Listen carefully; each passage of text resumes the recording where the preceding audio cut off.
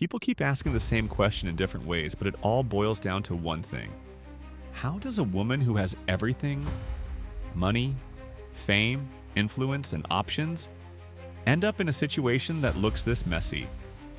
Because from the outside, it doesn't make sense. Cardi B didn't claw her way out of nothing just to land right back inside chaos. She built an empire. She became a brand.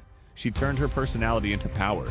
So when her name started getting attached to non-stop controversy again, people weren't just surprised, that they were confused.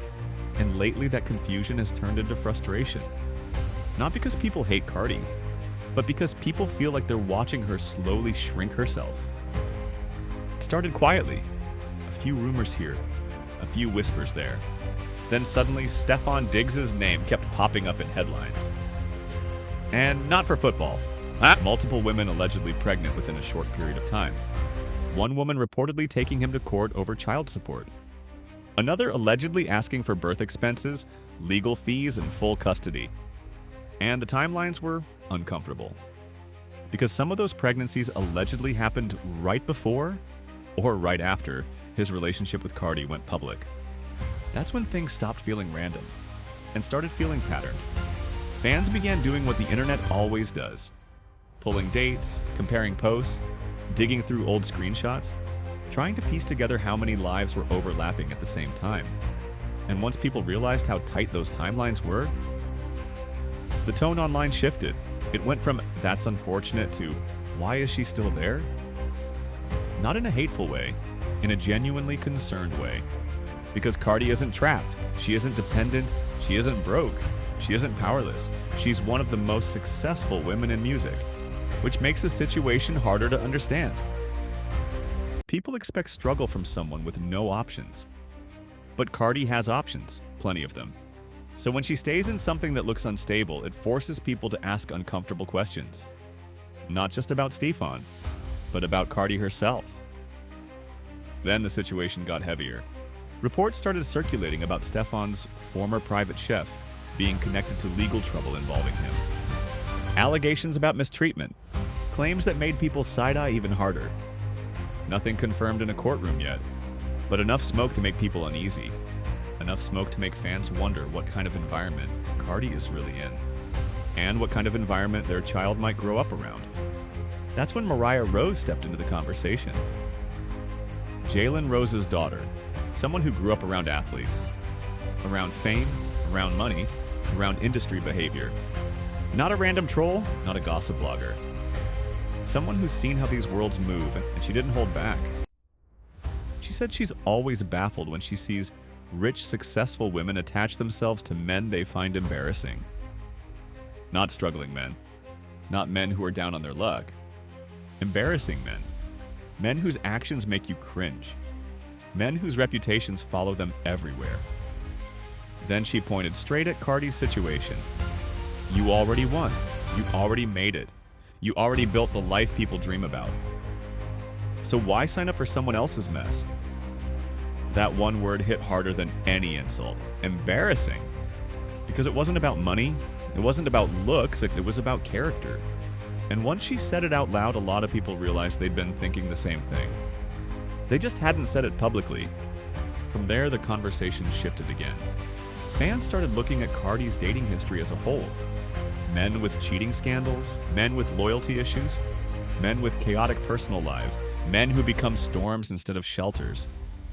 And suddenly this stopped being about one bad relationship. It started feeling like a cycle, a pattern. Cardi has always been open about wanting real love. Not industry love, not fake love. Real, ride or die, unconditional love.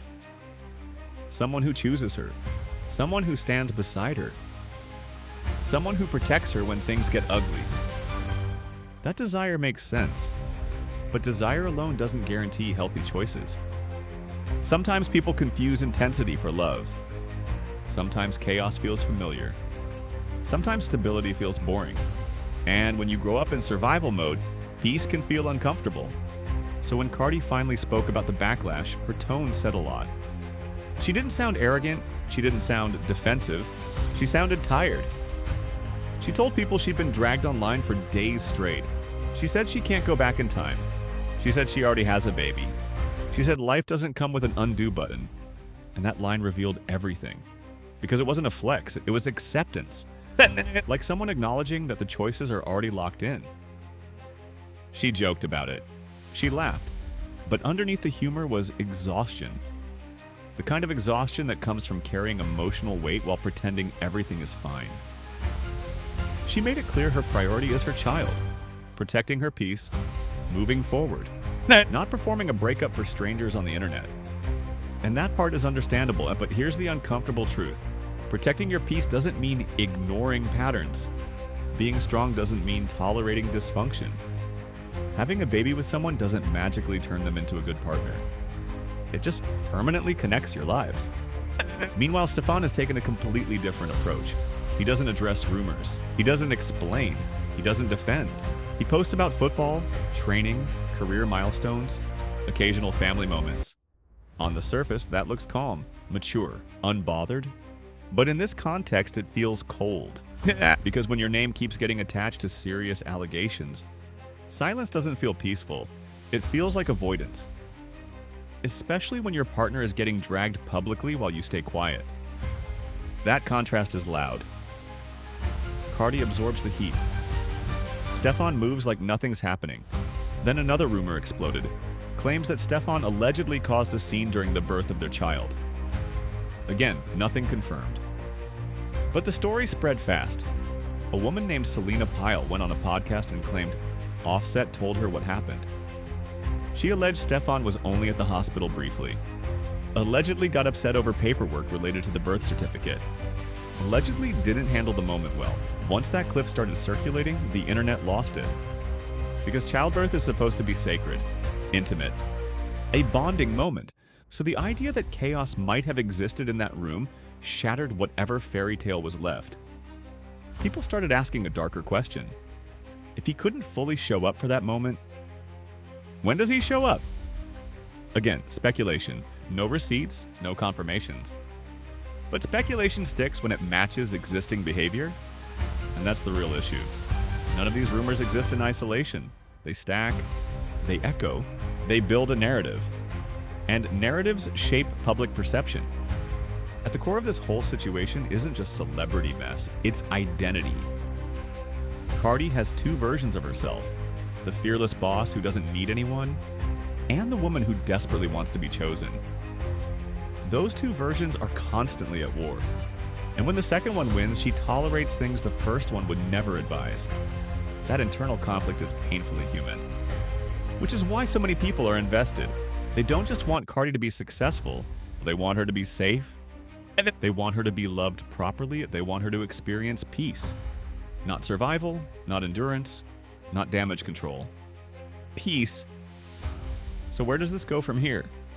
Nobody really knows. Maybe Cardi eventually walks away. Maybe Stefan proves everyone wrong. Maybe they quietly shift into co-parenting. Maybe more allegations surface. Maybe nothing happens at all, but one thing is clear, the fairy tale version of this relationship is gone.